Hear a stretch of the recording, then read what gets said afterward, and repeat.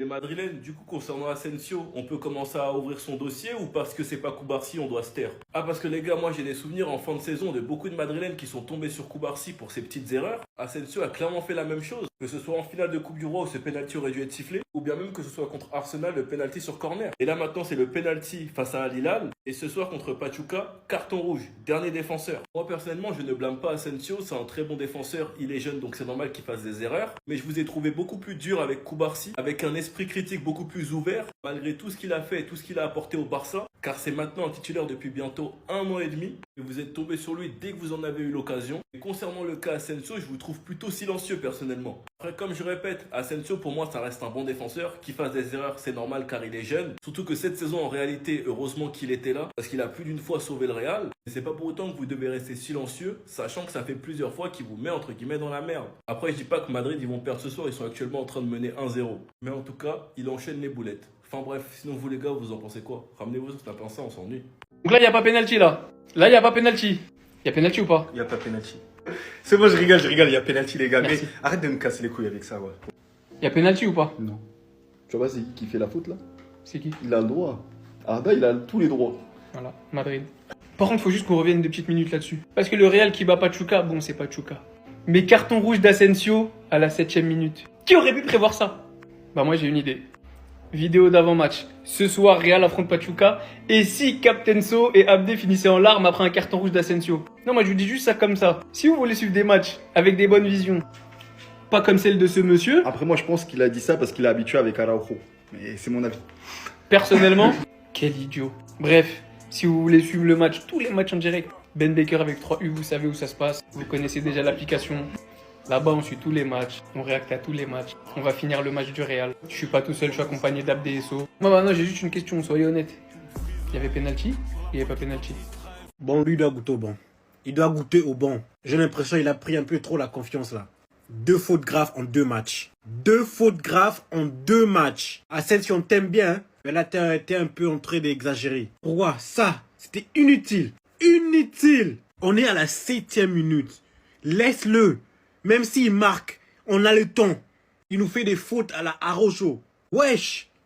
C'est bon, il doit goûter au banc. Vivement que Rudiger revient. Pour ça, notre défenseur central titulaire seront Eugène et Rudiger. Si j'ai l'impression, depuis qu'il a été titulaire, il a trop pris la confiance. Il fait des bêtises à chaque fois. Heureusement qu'on a réussi à monter la pente et on a réussi à mettre 2 buts. Parce que si on perd ce match, le pressing qui va se prendre ce monsieur, vous n'êtes pas prêt. En fait, vous avez comparé Asensio à Koubarsi.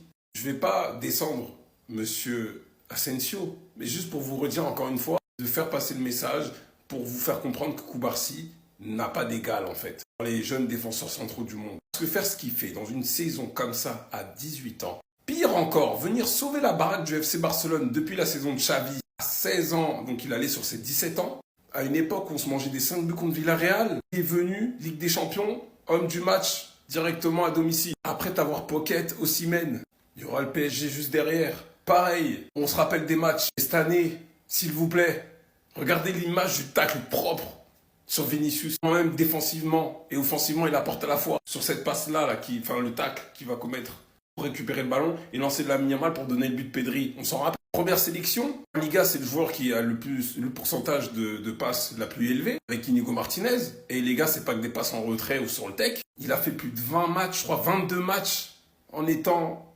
invaincu avec son compère Inigo Martinez en début de saison. 22 matchs. Face à quelqu'un de beaucoup plus vieux que lui. De toute façon, en fait, j'ai capté que les joueurs du Barça sont devenus les baromètres de ce qui se fait, en fait, de mieux au monde. Peu importe le poste. Et je suis content. Asensio est venu soulager le Real Madrid. Mais les gars, c'est pas aussi propre. Koubarsi. Et on a fait certes des erreurs contre Dortmund, même contre l'Inter aussi.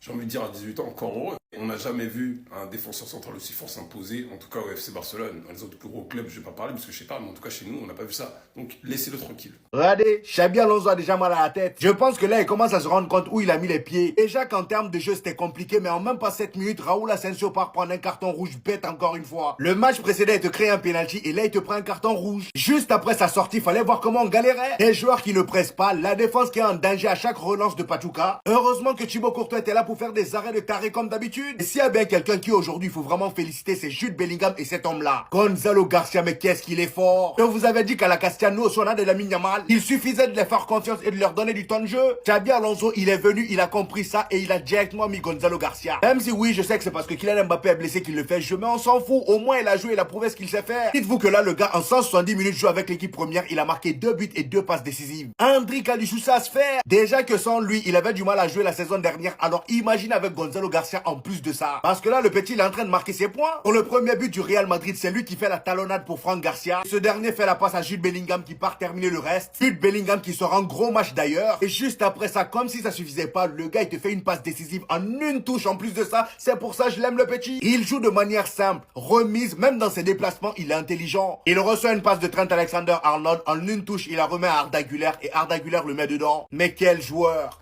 Ça faisait tellement longtemps qu'on n'avait pas vu cette célébration. Jude Bellingham qui est enfin buteur après je sais pas combien de mois. Et son but, c'est pas lui que je vais féliciter, c'est à une personne. Ce monsieur, c'est grâce à lui qu'on a marqué le premier but. Pourquoi? Je vous explique. Dès qu'il a placé ses joueurs sur le côté, le jeu a changé automatiquement. Il a changé, il a mis Garcia à droite, à gauche, pardon, et Vinicius en tant que neuf. On a vu le changement de jeu direct. C'est grâce à lui qu'on met le premier but. C'est grâce à lui qu'on met le deuxième but. Il est trop boosté. J'espère qu'on a tous la vision que ce gars doit être la doublure de Kylian Mbappé. 2-0 mi-temps, 2 buts du match très très compliqué à cause de une personne. Je vais faire une vidéo sur lui parce que lui, il commence à exagérer. Mais bref, hâte de voir la deuxième période. Vraiment, on s'en sort bien. On s'en sort bien.